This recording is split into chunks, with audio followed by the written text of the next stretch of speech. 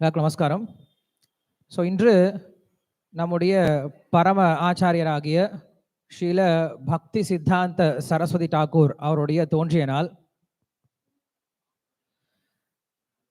அவர் தோன்றிய காரணம் என்ன அப்படின்னு நம்ம தெரிஞ்சுக்கலாம். நம்மை போல அவர் சாதாரணமான ஒரு உயிர்வாளியை போல தோன்றல.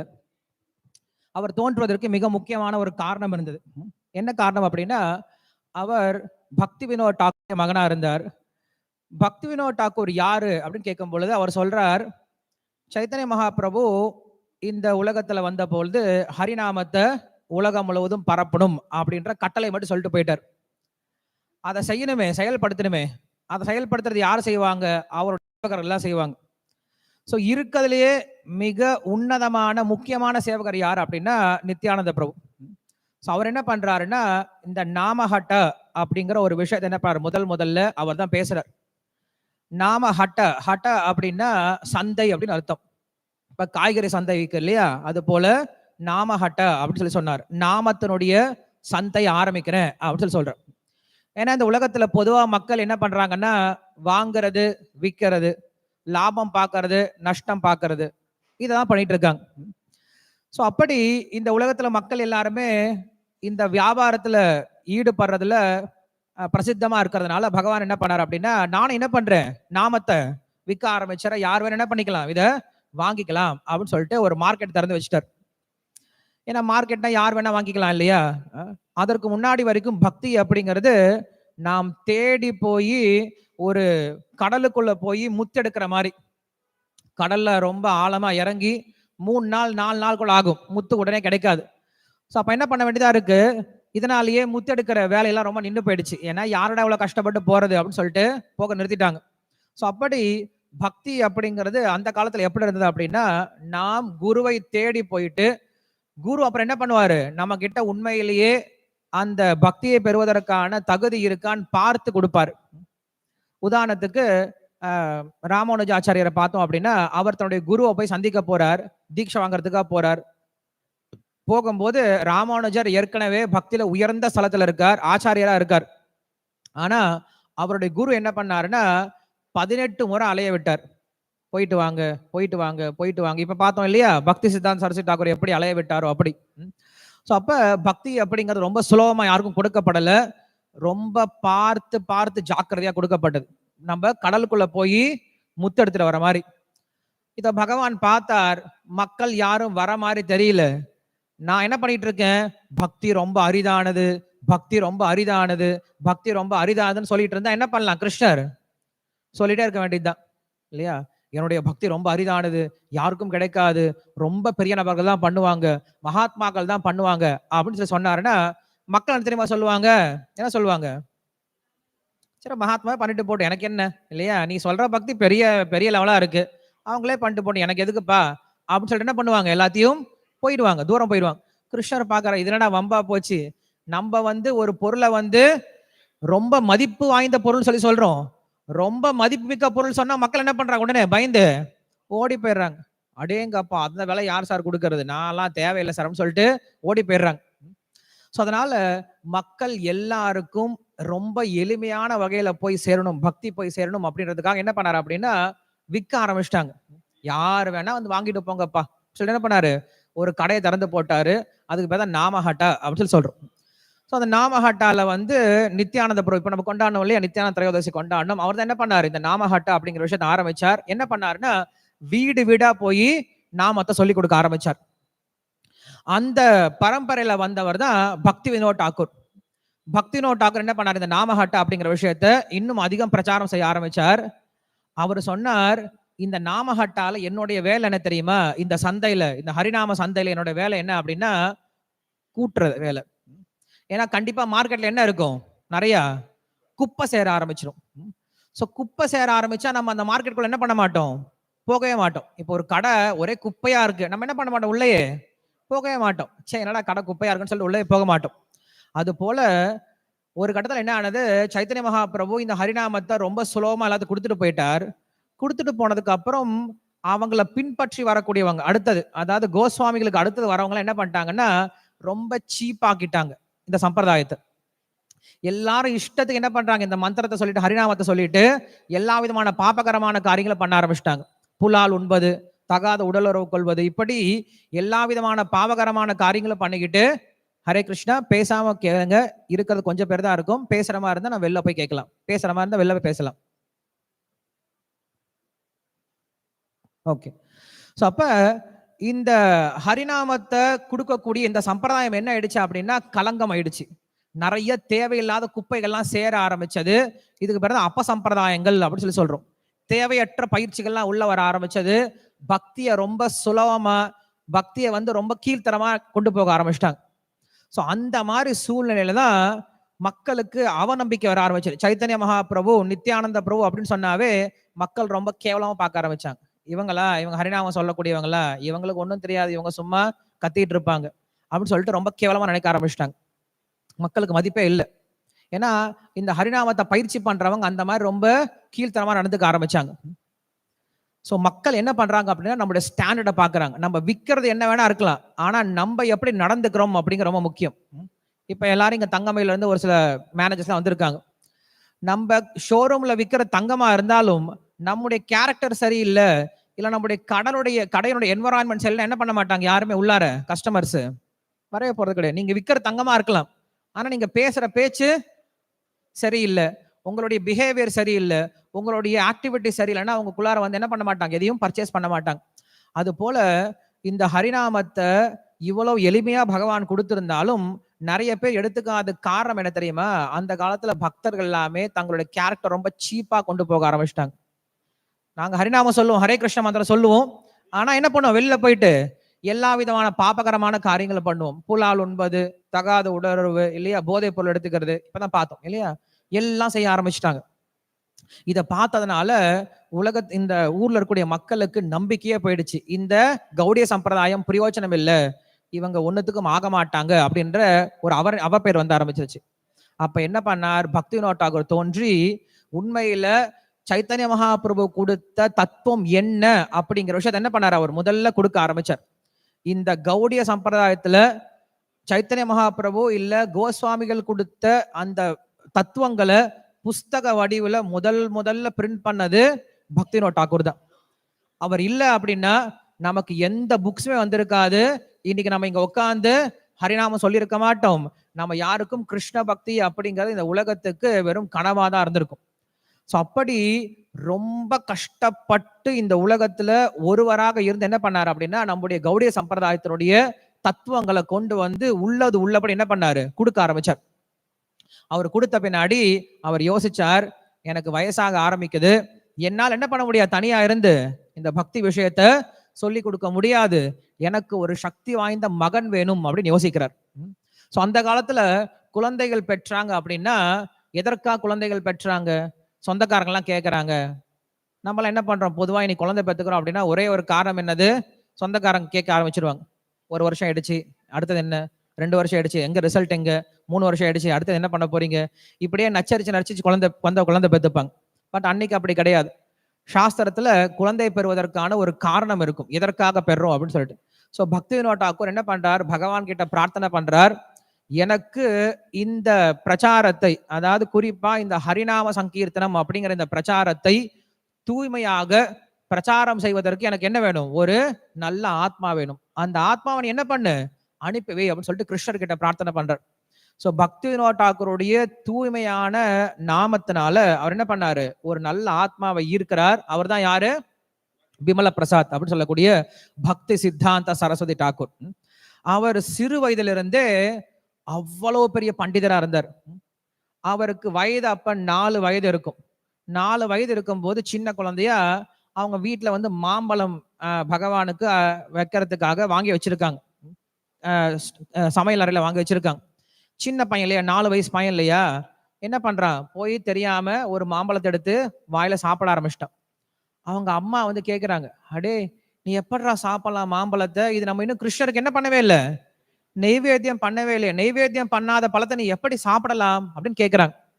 இதே ஒரு சாதாரண சின்ன குழந்தையா இருந்தா என்ன பண்ணும், சிரிச்சுட்டு ஓடி போயிடும் இல்லையா. ஏன்னா மிக்கி மவுஸ் மாதிரி தான் இன்னைக்கு குழந்தைகள்லாம் இருக்கு இல்லையா. ஆனா அன்னைக்கு இருந்த குழந்தைகள் எல்லாமே நல்ல புத்திசாலிகளா இருந்தாங்க. பிரகலாதன் 5 வயசுல நரசிம்மரை பார்த்தான். துருவ மகாராஜன் 5 வயசுல விஷ்ணுவை பார்த்தான். நம்ம குழந்தைகள் 5 வயசுல மிக்கி மவுஸ் தான் பார்த்துட்டு இருக்காங்க, டாம் அண்ட் ஜெர்ரி பார்த்துட்டு இருக்காங்க இல்லையா? ஏன்னா இதுதான் வேத கலாச்சாரம், இதுதான் இன்னைக்கு இருக்கக்கூடிய நாகரிக கலாச்சாரம். இன்னைக்கு நம்ம என்ன பண்றோம், எல்லாத்தையும் மிக்கி மவுஸா மாத்திட்டு இருக்கோம். பட் அன்னைக்கு வந்து நல்ல புத்திசாலிகளா மாத்தோம். இன்னைக்கும் நீங்க போய் பாத்தீங்கன்னா மத்வ சம்பிரதாயத்துல உடுப்பில போய் பாத்தீங்க அப்படின்னா 5 வயசுலயே அவனுக்கு சன்னியாசம் கொடுத்துருவாங்க. நம்ம எல்லாம் இன்னைக்கு இஸ்கான்ல பாக்குறோம், சன்னியாசம் எடுக்கிறதுக்கு 50 வயசு பிக்ஸ் பண்ணிருக்கோம். பட் உடுப்பில போய் பாத்தீங்கன்னா மத்வ சன்னியாசிகள் 5 வயசுல சன்னியாசம் எடுத்துப்பாங்க. அதுக்கப்புறம் வாழ்க்கை முழு அவங்க சன்னியாசியா இருப்பாங்க. சன்னியாசம் எடுத்துக்கணும் அப்படின்னா அவன் மெச்சூர்டா இருக்கணும், இந்த உலகத்தை பற்றிய ஞானம் இருக்கணும், நான் என் வாழ்க்கை இப்படி நடத்த போறேன் அப்படின்ற அவனுக்கு கரெக்டான கிளியர் விஷன் இருக்கணும். அப்படிதான் கொடுப்பாங்க. ஸோ அன்னைக்கு குழந்தைகள்லாம் அப்படி ரொம்ப தெளிவா இருந்தாங்க. இன்னைக்கு அப்படி குழந்தைகள் கிடையாது. ஏன்னா நம்ம யாருமே அப்படிப்பட்ட குழந்தைகளை பெறுவது கிடையாது. தவம் இருந்து குழந்தைகளை பெறுவது கிடையாது. ஏதோ தவறு நடந்துருச்சு, குழந்தை உருவாயிடுச்சு, இல்ல சொந்தக்காரங்களாம் கேட்கறாங்க குழந்தை உருவாகிடுச்சு அப்படின்னு தான் குழந்தையை உருவாக்குறமே தவிர எனக்கு நல்ல பக்தனாகணும் அப்படின்ற எண்ணத்தோட யாரும் குழந்தைகளை பெறுவது கிடையாது. அவர் பெற்றார். 4 வயசு பையன் கிட்ட அப்படி சொன்ன உடனே அன்னைக்கு பக்தி சித்தாந்த சரஸ்வதி தாக்கூர் பிமல பிரசாத் 4 வயசுல ஒரு உறுதிமொழி எடுக்கிறார். என்ன உறுதிமொழி எடுக்கிறார் அப்படின்னா, என் வாழ்க்கையில இனிமேல் என்ன பண்ண மாட்டேன், மாம்பழத்தையே தொடமாட்டேன்னு முடிவு பண்றார். முடிவு பண்ணது முக்கியம் கிடையாது, அதை என்ன பண்ணும், கடைபிடிக்கணுமே, அதுதானே முக்கியம். நம்ம நிறைய பேர் என்ன பண்ணுவோம், சத்தியம் எல்லாம் பண்ணுவோம், இனிமேல் நான் இப்படி இருக்க போறேன் சார், இனிமேல் நான் இதை பண்ணவே மாட்டேன் பிரபு, இனிமேல் நான் இதான் செய்ய போறேன் அப்படி சொல்லுவோம். அடுத்த நாளே என்ன பண்ணுறோம், எல்லாத்தையும் உடைச்சிட்டு நம்ம வேலையை பண்ணிட்டு இருப்போம். ஆனா பக்தி சித்தாந்த சரஸ்வதி அந்த பிமல பிரசாத் 4 வயது பையனா எடுத்த அந்த ஒரு சத்தியத்தை வாழ்க்கை முழுவதும், அதுக்கப்புறம் பெங்கால் நீங்க போய் பாருங்களேன், நீங்க யாரா மாயாப்பூர் வரைக்கும் பார்த்தா தெரியும் உங்களுக்கு, மாம்பழம் அவ்வளவு காய்ச்சி குலுங்கும் அங்க. ஏன்னா அங்க கங்கை நதி ஓடுறதுனால அவ்வளவு மாம்பழம் இருக்கும், நல்ல வாசனை இல்லையா? ஆசிரமத்துல எல்லாரும் சாப்பிடுவாங்க. இதுவும் இருக்கு, டேய் நான் மாம்பழம் சாப்பிட மாட்டேன், அதனால என்ன பண்ணக்கூடாது, நீங்க யாருமே மாம்பழம் சாப்பிடக்கூடாது அப்படின்னு அவர் யாருக்கும் தடையெல்லாம் போடல. அவங்க ஆசிரமத்துல கௌடிய மட்டில் எல்லாருமே மாம்பழத்தை இஷ்டத்துக்கு சாப்பிடுவாங்க. ஆனா இவர் என்ன பண்ண மாட்டாரு, சாப்பிடவே மாட்டார். அதுக்காக டோர்லாம் மூடிக்கிட்டு ஐயோ மாம்பழம் சாப்பிட முடியல அப்படின்னு நினைக்க மாட்டாரு. அவருக்கு அது மேல என்ன கிடையாது, பற்றுதலே கிடையாது. ஸோ இந்த உதாரணம் ஏன் சொன்னேன் அப்படின்னா, அவருடைய உறுதித்தன்மை, அவருடைய பற்றின்மை எப்படி இருந்தது அப்படிங்கிற விஷயத்தை காட்டுவதற்காக. ஸோ அப்படி 4 வயது பையனா இருக்கும் போதே அவருக்கு அவ்வளவு பற்றின்மை இருந்தது, உறுதித்தன்மை இருந்தது. அதுக்கப்புறம் 6 வயசு பையனாகும் பொழுது அவருக்கு பகவத்கீதை முழுவதும் தெரியும், ஸ்லோகம் எல்லா ஸ்லோகமும் தெரியும். அவருக்கு 12 வயசு ஆகும் பொழுது எல்லா உபநிஷத்துக்களையும் படிச்சு முடிச்சிட்டார், சந்தர்ப்பங்களை படிச்சு முடிச்சிட்டார், புஸ்தகம் எழுத ஆரம்பிச்சிட்டார். சூரிய சித்தாந்த அப்படின்னு சொல்லக்கூடிய ஒரு புஸ்தகத்தை எழுதுறார். அந்த புஸ்தகத்தை இதுவரைக்கும் யாராலையும் படிச்சு புரிஞ்சிக்கவே முடியல. எப்படி ஐன்ஸ்டீனோடைய ஒரு சில தியரிஸை இன்னும் சயின்டிஸ்டால படிச்சு புரிஞ்சுக்க முடியலையோ அது போல இவருடைய புஸ்தகத்தை படிக்க முடியல. ஏன்னா அவ்வளவு காம்ப்ளெக்ஸான விஷயம். இன்னைக்கு அவருடைய விஷயங்களை புரிஞ்சுக்கிறதுக்கு புத்தி இருக்கக்கூடிய மக்கள் கூட கிடையாது. அவ்வளவு காம்ப்ளெக்ஸான அந்த புஸ்தகத்தை 12 வயசுல எழுதிட்டார். அதுக்கும் மேல பார்த்தோம் அப்படின்னா அவர் தன்னுடைய குருவை போய் அன்னைக்கு தீட்சை பெறார். தீட்சை பெற்ற உடனே என்ன பண்ணல அவரு, நான் பிரச்சாரத்துக்கு வரேன்னு சொல்லி போல அவர் என்ன பண்ணார், அதுக்கப்புறம் மாயாப்பூருக்கு போயிட்டாரு. போயிட்டு அங்க பல வருடங்கள் வாய் யார்கிட்ட பேசவே இல்லை. ஒரு நாளைக்கு ஒரே ஒரு முறை சாப்பிடுவார். உட்காந்து 198 மாலை ஜபம் பண்ணுவார். எத்தனை மாலை, 198 மாலை. நாள் முழுவதும் ஜபம் பண்ணுவார். வேற எந்த வேலையும் கிடையாது, யார்கிட்டையும் பேசவே மாட்டார். குளிப்பாரு, ஜபம் செய்வாரு, ஒரு நாளைக்கு ஒரே ஒரு வேலை சாப்பிடுவாரு, முடிஞ்சா 1 மணி நேரம் 2 மணி நேரம் தூங்குவார், அவ்வளவுதான். இப்படி அவர் ஜபம் செய்து என்ன பண்ணார் அப்படின்னா அவருடைய சக்தி என்ன பண்ணிட்டார், அவர் அதிகப்படுத்திட்டார். அவர் ஏற்கனவே சக்தி ஊட்டப்பட்டவர் தான். பட் இருந்தாலும் நம்மளுக்கு உதாரணம் காட்டுறார் எப்படி நம்ம பிரச்சாரம் செய்யணும் அப்படின்னு சொல்லிட்டு. ஸோ அவர் என்ன பண்றார், முதல்ல தன்னுடைய கிருஷ்ண பக்தியை அவர் உறுதிப்படுத்திக்கிட்டார். அதற்கப்புறம் என்ன பண்றார் அப்படின்னா பிரச்சாரம் செய்ய போறார். அப்படி பிரச்சாரம் செய்தார். ஸோ பக்தி சித்தாந்த சரஸ்வதி தாக்கூரை பார்த்துட்டு அன்னைக்கு இருந்த பிரிட்டிஷ்காரன் கூட பயந்து போயிருவாங்களாம். எதனால அப்படின்னா அவருடைய இங்கிலீஷை கண்டு. பிரிட்டிஷ் பீப்புள் கூட என்ன பண்ண முடியாது, அவங்க கூட இங்கிலீஷ்ல பேச முடியாதா. ஏன்னா இவருடைய இங்கிலீஷ் நாலேஜ் அப்படிங்கிறது அவ்வளவு டஃப்பான நாலேஜா இருக்குமா. அவர் பேசக்கூடிய விஷயம் கூட, அவர் புஸ்தகம் எழுதுவார், அந்த புஸ்தகம் பெங்காலிலே இருந்தாலும் அந்த பெங்காலி புக்குல இன்னொரு டிரான்ஸ்லேஷன் தேவைப்படும் அவர் பேசுற விஷயத்த புரிஞ்சுக்கிறதுக்கு. ஏன்னா அவருடைய பேச்சில் அவ்வளவு வேத ஞானம் அவ்வளவு இருக்கும். உதாரணத்துக்கு பேசிட்டே இருப்பாரு, பேசிட்டே இருக்கும்போது பகவத்கீதையில் அபியுகமனவாதம் அப்படின்னு சொல்ற கூற்றின் பிரகாரம் கிருஷ்ணர் இப்படி பேசிட்டு இருக்கார் அப்படின்னு சொல்லிடுவார். இப்ப பகவத்கீதை படிச்சுட்டு இருக்கும்போது நம்மளுக்கு அபியுகமனவாதம் அப்படின்னா என்னன்னு தெரிஞ்சிருக்கணும். தெரிஞ்சா மட்டும்தான் நம்ம அடுத்த லைன் புரிஞ்சுக்க முடியும். அப்படின்னா என்னன்னு தெரியாதே அப்படின்னா, அவருடைய புஸ்தகத்தை படிக்கணும் அப்படின்னா நீங்க ஏற்கனவே மற்ற சாஸ்திரங்கள்லாம் படிச்சா மட்டும்தான் அவருடைய புஸ்தகத்தை படிக்க முடியும். அவர் அப்படிப்பட்ட ஸ்காலர்னியான பிரசன்டேஷன் கொடுக்க ஆரம்பிச்சார். ஏன் இப்படி கொடுக்கிறார் அப்படின்னா, ஏன்னா கிருஷ்ணர் அப்படி உயர்ந்தவரா இருக்கிறதுனால அவரை படிக்க வரவங்களும் அப்படிப்பட்ட ஞானம் உடையவர்களா இருக்கணும்ன்றத அவர் எதிர்பார்த்தார். அப்படிப்பட்ட ஒரு ஞானத்தை கொடுத்துட்டு இருந்தார். அப்படி பிரச்சாரம் பண்ணிட்டு இருந்த அவரு தன்னுடைய கடைசி காலத்துல சொன்னார், அவர் உண்மையில கௌடிய மடம் அப்படின்னு சொல்லக்கூடிய கௌடிய மட்ட 108 கோயில்கள் என்ன பண்ணார், பெரிய பெரிய கோயில்களை கட்டினார், நிறைய சிஷ்யர்களை உருவாக்குனார். ஆனா அவர் சொன்ன விஷயம் இதுதான், இது இங்க ஏற்கனவே கேள்விப்பட்ட விஷயம் தான். இது என்ன சொன்னார் தெரியுமா? நான் இத்தனை கோயில்களை கட்டி, இத்தனை 1000 சிஷ்யர்களை உருவாக்கி, இத்தனை புஸ்தகங்கள் எழுது, இத்தனை உபன்யாசங்களை கொடுத்த பலனா ஒரே ஒருவன் பக்தனா மாறிட்டான் அப்படின்னா என்னுடைய முயற்சி வெற்றி பெறும் அப்படின்னு சொல்றார். அப்படின்னா என்ன அர்த்தம்? இதை பிரபுபாதர் என்ன பண்ணுவார், தன்னுடைய பகவத்கீதை பொருளுடைய முதலாளி எழுதுவார், முன்னுரையில் எழுதுவார், இந்த பகவத்கீதையை படிச்சு யாராவது ஒருவர் தூய பக்தராயிட்டார் அப்படின்னா என்னுடைய மிஷன் அப்படிங்கிறது வெற்றி பெற்றன்னு சொல்லுவார். இந்த விஷயமானது பக்தி சித்தாந்த சரஸ்வதி டாக்கர் எடுத்ததுதான், அவர் தான் சொன்னார். அதே போல பக்தி சித்தாந்த சரஸ்வதி டாக்கர் சொல்றார், ஒரு நபரை, ஒரு ஆத்மாவை பக்தனா மாற்றணும் அப்படின்னா அதற்கு எத்தனையோ லிட்டர் ரத்தத்தை செலவு பண்ணணும்னு சொல்றார். இது நீங்க பாத்தீங்கன்னா நம்மளுடைய பிரபுபாதர் இதே சொல்லுவார் இல்லையா? ஏன் பிரபுபாதர் பக்தி சித்தாந்த சரஸ்வதி டாக்கர் சொல்றார்? ஏன்னா அதுதான் பரம்பரை இல்லையா? என்ன நீங்க எதிர்பார்க்கறீங்க? பிரபுபாதர் வேற சொல்லுவாரு, பக்தி சித்தாந்த சரஸ்வதி டாக்கர் வேற சொல்லுவாரா? கண்டிப்பா கிடையாது. அவர் சொன்னதை அப்படியே திருப்பி சொல்றார். அப்படி நிறைய விஷயத்த நம்ம பார்த்தோம் அப்படின்னா பிரபுபாதர் என்ன பண்ணாரு, அவர் குரு மகாராஜ் சொன்ன வார்த்தை அப்படியே திருப்பி சொன்னார்.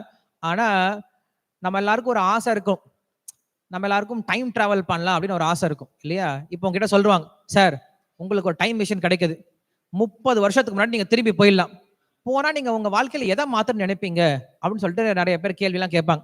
அது போல என்ன பண்றோம், இங்க ஒரு டைம் மிஷினை கொண்டு வந்து வச்சிடறோம். உங்களுக்கு இப்ப பக்தி சித்தாந்த சரஸ்வதி டாக்கர் 150வது தோன்றிய நாள் இல்லையா? உங்களுக்கு என்ன ஒரு சான்ஸ் கொடுக்குறோம், 100 வருஷம் முன்னாடி போறதுக்கு உங்களுக்கு சான்ஸ் கொடுக்குறோம். நீங்க போனா என்ன பண்ணலாம், யாரை மீட் பண்ணலாம்? பக்தி சித்தாந்த சரஸ்வதி டாக்கரை மீட் பண்ணலாம். யாரெல்லாம் போக விரும்புவீங்க அப்படின்னு சொன்னா எல்லாரும் சந்தோஷமா நான் போவேன் அப்படின்னு நினைச்சிட்டு இருப்போம். ஆனா பிரச்சனை என்ன தெரியுமா, அவரோட போனோம்னா அவ்வளவுதான், நம்மளால அவரோட ஸ்டாண்டர்டுக்கு ஈடு கொடுக்கவே முடியாது. பிரபுபாதர் சொன்னார், நான் உங்ககிட்ட 90% உங்ககிட்ட லீனியண்டா இருக்குன்னு சொன்னார். லீனியன்ட் என்னது, ரொம்ப ரொம்ப ஸ்மூத்தா அவங்க நடத்திட்டு இருக்குன்னு சொன்னார். 90%. பிரபுபாதருடைய ஸ்டாண்டர்ட் நம்மளால என்ன பண்ண முடியல, இன்னைக்கு வர முடியல. பட் இவர் சொன்னார் 90% லீனியன்ஸ் சொல்றாரு. நான் இருக்கிறது 10% தான் உங்ககிட்ட ஸ்ட்ரிக்டா இருக்கேன், எங்க குரு எப்படி இருப்பாரு, 100% ஸ்ட்ரிக்டா இருப்பான்னு சொல்லுவார். அதனால்தான் பக்தி சித்தாந்த சரஸ்வதி டாக்கூருக்கு பேரே சிம்ம குரு அப்படின்னு சொல்றது உண்டு.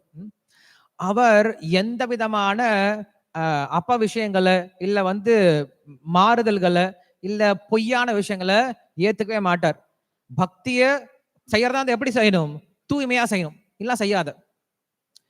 ஏமாற்றிட்டு பக்தி செய்யறது, உள்ள ஒண்ணு வச்சு வெளில ஒண்ணு பக்தி செய்யறது இல்லையா, நாடக பக்தி செய்யறது, கலப்பட பக்தி செய்யறது, இதெல்லாம் பண்ணவே பண்ணாதீங்க.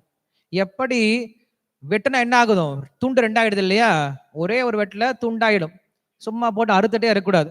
அது போல பக்தி செய்யறோம் அப்படின்னா அது எப்படிப்பட்ட பக்தியா இருக்கணும், தூய பக்தியா இருக்கணும். அப்படிப்பட்ட தூய பக்தன் ஆகிறதுக்கு என்ன வேணுமோ அந்த உதவி அவர் செஞ்சார், செய்யாம கிடையாது.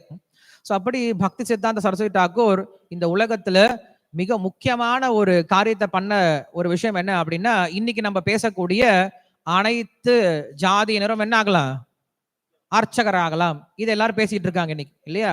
எல்லாரும் இன்னைக்கு இதுதான் சம உரிமை, இதுதான் சமத்துவம் அப்படின்னு பேசிட்டு இருக்காங்க. எல்லா ஜாதியும் என்ன பண்ணலாம், பூஜை பண்ணலாம் அப்படின்னு பேசிட்டு இருக்காங்க. ஆனா இந்த விஷயத்த பக்தி சித்தாந்த சரஸ்வதி டாக்கூர் முதல்ல பேசிட்டார். 1800களிலேயே அவர் தான் முதல் இந்த விஷயத்த பேசினார். என்ன பேசினார் அப்படின்னா, ஒரு மனிதன், ஒரு ஆத்மா அப்படின்றவன் பிறப்பினால் என்ன ஆகிறது கிடையாது, பிராமணன் ஆகிறது கிடையாது. அவனுடைய குணத்தினால்தான் அவன் பிராமணன் ஆகிறான். அதனால ஒருவன் எப்படிப்பட்ட குலத்துல பிறந்தாலும் சரி, எப்படிப்பட்ட ஜாதியில பிறந்தாலும் சரி, அவனுக்கு பிராமண தகுதி இருந்துச்சு அப்படின்னா, பிராமண தகுதி கூட அவர் சொல்ல, வைஷ்ணவன் ஆகிட்டான் அப்படின்னா சொல்லி சொல்றார். ஏன்னா ஒருவன் வைஷ்ணவன் ஆகிட்டான் அப்படின்னா அவன் பிராமணனை காட்டில் என்ன ஆயிடுறான், உயர்ந்தவனா மாறிடுறான். சோ அதனால என்ன பண்ணாரு, முதல் முறையா இது வரைக்கும் வரலாற்றுல, வேத வரலாற்றிலேயே யாருமே செய்யாத ஒரு புரட்சியை செஞ்சார். என்ன செஞ்சார் அப்படின்னா, பூணூல் கொடுத்தார். பிராமணர் அல்லாதவர்களுக்கு பூணூல் அப்படின்ற ஒரு விஷயத்தை கொடுத்தார்.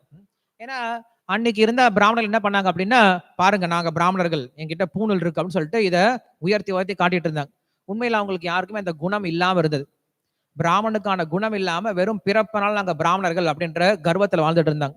சோ அப்படிப்பட்டவர்களுக்கு அவர் என்ன பண்ணார் அப்படின்னா, பிறப்புனால கிடையாதுப்பா, ஒருவனுடைய குணத்தினால்தான் அவன் பிராமணன் ஆகிறான் அப்படிங்கிற விஷயத்த சொல்லி கொடுத்துட்டு, எல்லா ஜாதி விதமான மக்கள் என்ன பண்ணுவாங்க, பக்தி பக்தி சித்தாந்த சரஸ்வதி டாக்கூடைய கௌடிய மடத்துக்கு வருவாங்க. ஸோ அப்படி வரவங்களுக்கு என்ன பண்ணுவார் அப்படின்னா, அவங்களுக்கு நல்ல ட்ரைனிங் கொடுத்து அவங்களுக்கு தீட்சை கொடுப்பார். நமக்கு இன்னைக்கு 2 தீட்சை இருக்கு. ஹரிநாம தீட்சைன்னு ஒன்று இருக்கு, பிராமண தீட்சைன்னு ஒன்று இருக்கு. அந்த காலத்துல அப்படிலாம் கிடையாது, ஒரே தீட்சை தான். ஹரிநாம தீட்சை அப்படிங்கிறது பிராமண தீட்சை ரெண்டும் சேர்ந்து தான் வரும். ஸோ அப்ப என்ன பண்றாங்க அப்படின்னா, அவரு முதல்ல அந்த ஜீவாத்மாவிற்கு பகவானை வழிபடுவதற்கான தகுதி இருக்கா, தகுதி அப்படின்னா நம்பிக்கை இருக்கா இல்லையா, அவன் உண்மையாலுமே பகவானை வழிபடுறானா அப்படிங்கிற விஷயத்த பார்த்துட்டு அவங்களுக்கு தீட்சை கொடுக்குறாங்க. நாமம், அவனுடைய பேரு மாற்றப்படும், திலகம், கழுத்துல கண்டி மாலை, தலையில ஷிகை, உடல்ல உபவீதம், இந்த 5 விஷயங்கள் என்ன பண்ணாரு அவர் கொடுத்தார். இது பஞ்சகர்மா அப்படின்னு சொல்லி சொல்றது உண்டு. பொதுவா நீங்க யோகா இதுக்கெல்லாம் போனீங்கன்னா பஞ்சகர்மான்னு சொல்லி சொல்லுவாங்க இல்லையா, உடம்பு எல்லாத்தையும் ஏதோ மசாஜ் எல்லாம் போட்டு இதை கொடுத்து அதை படுத்தி உடம்ப சரி பண்றது பேர் பஞ்சகர்மான்னு சொல்லி சொல்றது உண்டு. ஆனா ஆத்மாவுக்கு என்ன பண்றாங்க, பஞ்சகர்மங்கள் பண்றது உண்டு. அந்த ஆத்மாவுக்கான பஞ்சகர்மம் தான் நாமத்தை மாத்துறது, நம்முடைய ஹேர் ஸ்டைலை மாத்துறது, ட்ரெஸ்ஸை மாத்துறது, நம்முடைய பேரை மாத்துறது, நம்மளுடைய பிறப்பை மாத்துறது. ஸோ இப்படி பக்தி சித்தாந்த சரஸ்வதி தாக்கூர் உலகத்திலே முதல் புரட்சியாளராக இருந்தார். அனைவரும் பகவானுக்கு முன்னாடி சமம், எல்லாருக்கும் தகுதி இருக்கு அப்படிங்கிற விஷயத்த முதல்ல சொன்னது பக்தி சித்தாந்த சரஸ்வதி தாக்கூர் தான்.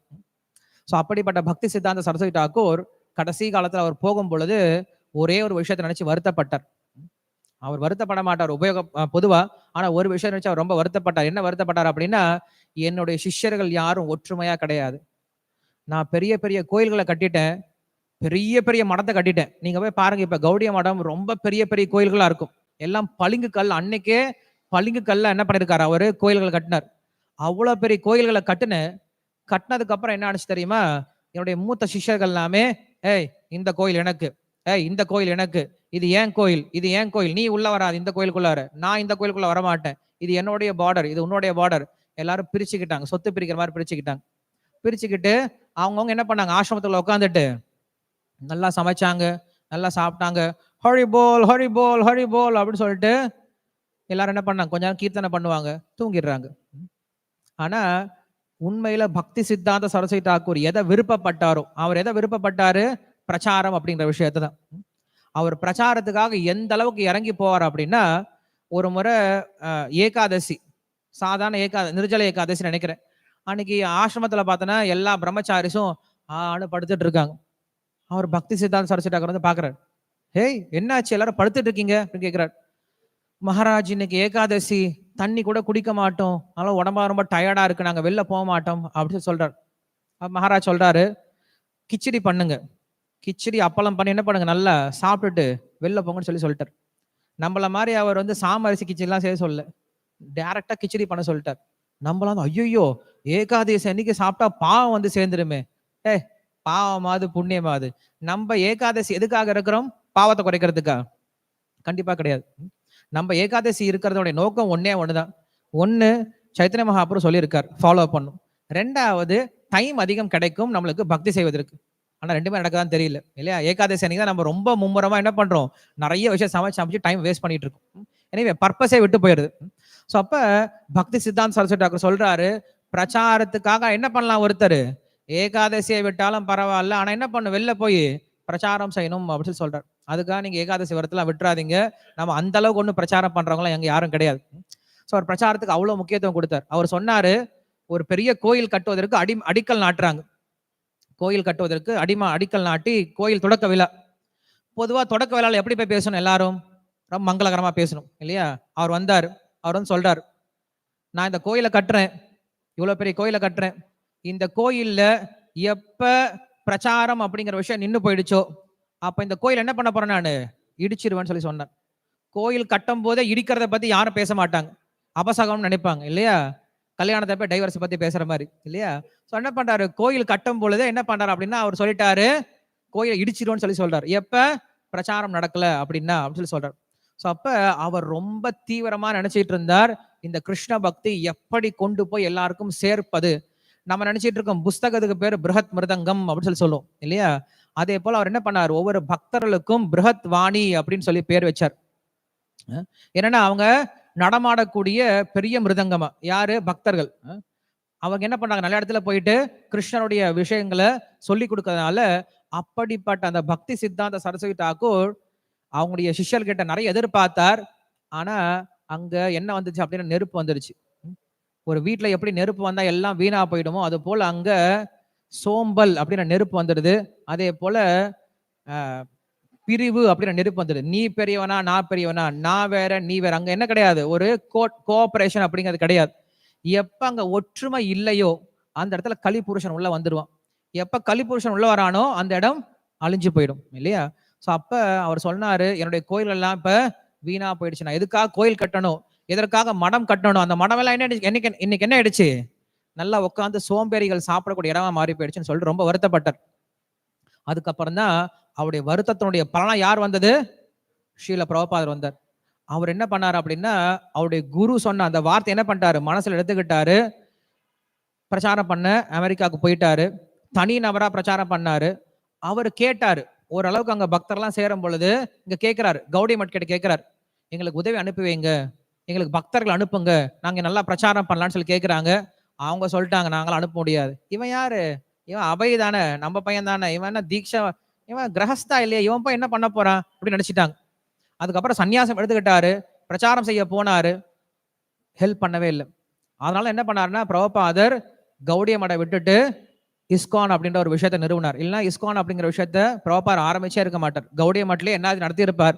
ஆனா அங்க என்ன கிடையாது, ஒற்றுமை அப்படின்ற விஷயம் இல்லாதனால மொத்த முயற்சி என்ன ஆயிடுச்சு, வீணா போயிடுது. அதனாலதான் ஸ்ரீல பிரபுபாதர் தன்னுடைய கடைசி நேரத்துல சொன்ன ஒரு விஷயம் இதுதான், இஸ்கான் அப்படின்ற விஷயம் ரொம்ப காலம் போகணும் அப்படின்னா, இல்ல நீங்க என்ன திருப்திப்படுத்தணும்னு நினைச்சீங்க அப்படின்னா நீங்க செய்ய வேண்டிய விஷயம் ஒன்னே ஒண்ணுதான், என்னது, எல்லாரும் சேர்ந்து சேவை பண்ணுங்க அப்படின்னு சொல்லி சொன்னார். ஏன்னா சேவை முக்கியம் கிடையாது, கிருஷ்ணருக்கு நம்ம பண்ணக்கூடிய சேவை முக்கியம் கிடையாது. நீங்க சமைச்சாதான் கிருஷ்ணருக்கு நைவேத்தியம் பண்ணும் அப்படிங்கிறது கிடையாது. நம்ம எதுக்காக தெரியுமா சமைக்கிறோம், 4 பேர் சேர்ந்து என்ன பண்ணுவோம், அப்ப சேர்ந்து ஒரே சமயத்துல சமைக்கும் பொழுது அது பகவானுக்கு திருப்தியை கொடுக்கும். ஆனா இப்ப என்ன ஆயிடுச்சு தெரியுமா, ஒருத்தர்கிட்ட சொல்றான்னு, கிருஷ்ணர் சொல்லார் ஹல்வா செஞ்சுட்டு வாங்கன்னு சொல்லி சொல்றார். கோபியர்கள் என்ன பண்றாங்க, போயிட்டு நீ நல்லா பண்றியா, நான் உன்னோட நல்லா பண்றேன் பாரு அப்படின்னு சொல்லிட்டு என்ன பண்றாங்க, ஒவ்வொருத்தரும் சண்டை போட்டுக்கிட்டு 12 பேர் போயிட்டு 12 ஹல்வா கொண்டு வந்து வைக்கிறாங்க. கிருஷ்ணர் பாக்குறாரு, எதுக்கு இது இத்தனை பேர் கொண்டு வந்தீங்க இல்லையா, இத்தனை ஹல்வா எதுக்குப்பா, 12 பேர் சேர்ந்து என்ன பண்ணிருக்கலாம், ஒரு விஷயத்த பண்ணிருக்கலாம் இல்லையா, எல்லாரும் ஒருத்தர் ஹெல்ப் பண்ணிக்கிட்டு ஒரே ஒருத்தர் ஒரு ஹல்வா நீ கொண்டு வந்தீங்கன்னா நான் சாப்பிட்டு இருப்பேன். 12 பேர் 12 விதமா, உன்ல கலர் அதிகமா இருக்கு, உன்ல நெய் அதிகமா இருக்கு, ஒன்னு தீஞ்சி போயிடுச்சு, உன்ல சுகர் அதிகமா இருக்கு, உன்ல சுகரே இல்லை. ஏன்னா ஒவ்வொருத்தருக்கும் ஒரு திறமை இருக்கும் இல்லையா. அப்ப யாருக்கு என்ன திறமை இருக்கோ அந்த மாதிரி என்ன பண்ணும், ஒருத்தர் ஹெல்ப் பண்ணிக்கணும்.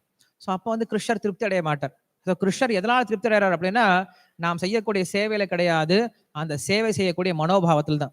எப்படி எல்லாரும் சேர்ந்து இருந்து இந்த கிருஷ்ண பக்தியை கொண்டு போறோம் அப்படிங்கிற விஷயத்துல தான் கிருஷ்ணர் திருப்தி அடைகிறார்.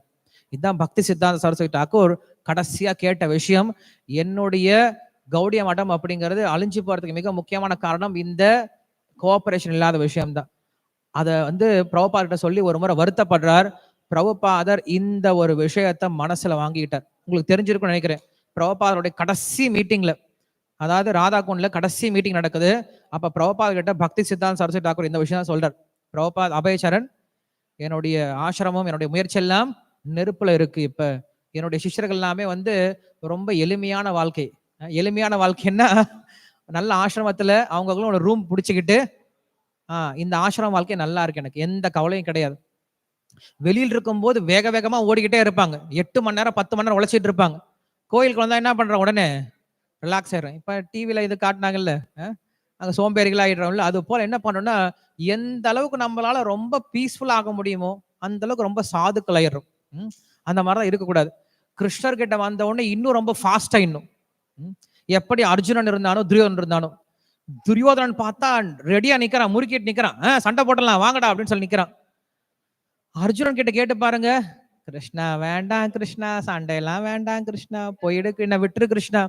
கிருஷ்ணர் அதிசயமா பாக்குறா, டே என்னடா நீ என்னமோ சண்டையே போடாத மாதிரி கேக்குற, நீ சண்டை போட்டதே இல்லையா அதுக்கு முன்னாடி? நீயே நிறைய முறை போட்டிருக்கேன். எப்பெல்லாம் சண்டை போட்டிருக்கேன்? திரௌபதி கல்யாணத்தப்ப கௌரவர்கள் எல்லாத்துக்கூட சண்டை போட்டிருக்கேன், விராட பருவத்துல கௌரவ கூட சண்டை போட்டிருக்கேன், வனவாசத்துல அப்ப கௌரவ கூட சண்டை போட்டிருக்கேன். 3 முறை சண்டை போட்டிருக்கான். ஆனா இப்ப சண்டை போட சொன்ன என்ன சொல்றான்? சரிங்கிறேன் வேண்டாம் கிருஷ்ணா அப்படின்னு. ஏன்டா அங்க சண்டை போட்ட இங்க ஏன்டா வேணான்ற? அங்க எனக்காக சண்டை போட்டேன், இங்க கிருஷ்ணருக்காக சண்டை போடணும். ஸோ பக்தர்கள் அப்படிதான் இருக்கும் இல்லையா? நமக்காகனா எல்லாத்தையும் ரெடியா நிக்கிறோம், பண்ணிடலாம் பிரபு எல்லாம் பண்ணிடலாம், நமக்காக நம்ம எல்லாத்திலும் ரெடியா இருக்கும். ஆனா கிருஷ்ணருக்காக அப்படின்னு சொல்லும் போது நம்ம எதுக்கும் தயாரா கிடையாது. ஸோ அதனால நம்ம வந்து என்ன இருக்கக்கூடாது, கொஞ்சம் மந்தம் ஆயிடக்கூடாது. கிருஷ்ண பக்தி வந்த பின்னாடி போதும் எனக்கு இது போதும் அப்படின்னு சொல்லிட்டு ஸ்டாகண்டா இருக்கக்கூடாது, என்னைக்கும் ஓடிக்கிட்டே இருக்கணும். இதுதான் ஹரிநாம சங்கீர்த்தனம் அப்படின்னு சொல்றோம் இல்லையா? நாம சங்கீர்த்தன யஜ்யம் அப்படின்னு சொல்றோம். யஜ்யம்னா என்னது? யஜ்யத்துல முக்கியமா நெருப்பு, ஃபயர் தான் இல்லையா? அது போல நம்ம எப்படி இருக்கணும்? எப்பயுமே ஃபயர்ல இருக்கணும் இல்லையா? ஆனா நம்ம எல்லாம் ரொம்ப அப்படியே என்ன இது வாழை மட்ட மாதிரி போயிடுறோம். உஃப்னு ஊதுனா கூட வாரத்துக்கு ஒரு முறை கூட நம்மளால கோயிலுக்கு ரொம்ப கஷ்டமாயி போயிடுது. ஆரம்பத்தில் இந்த உற்சாகம் போக போக வர்றது கிடையாது. ஸோ அதனால நான் பக்தி சித்தாந்த சரஸ்வதி தாக்கூர் கிட்ட இன்னைக்கு மட்டும் கிடையாது, தினசரி வேண்டணும். அவரை போல் நம்மளுக்கு என்ன வரணும்? பக்தியில உற்சாகம் வரணும், தூய்மை வரணும். தூய்மை இருந்தா உற்சாகம் தானா வர ஆரம்பிச்சிடும். தூய்மை இல்லாதனால பியூரிட்டி இஸ் த ஃபோர்ஸ் சொல்லி சொல்றோம். ஃபோர்ஸ்ன்றது என்னது? உற்சாகம் சொல்லி சொல்றோம் இல்லையா?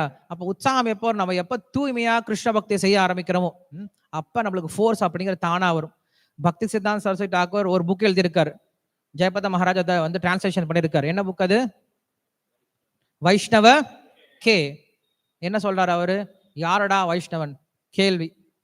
இந்த மாதிரி கேள்வி யாருமே கேட்க மாட்டாங்க. யாரு வைஷ்ணவன் அப்படின்னு கேள்வி கேட்கிறார். பக்தி சித்தாந்த சரஸ்வதி தாக்கூர் ஒரே ஒரு வார்த்தையில சொல்லி முடிச்சிட்டார், சரளத அப்படின்னு சொல்லிட்டார்.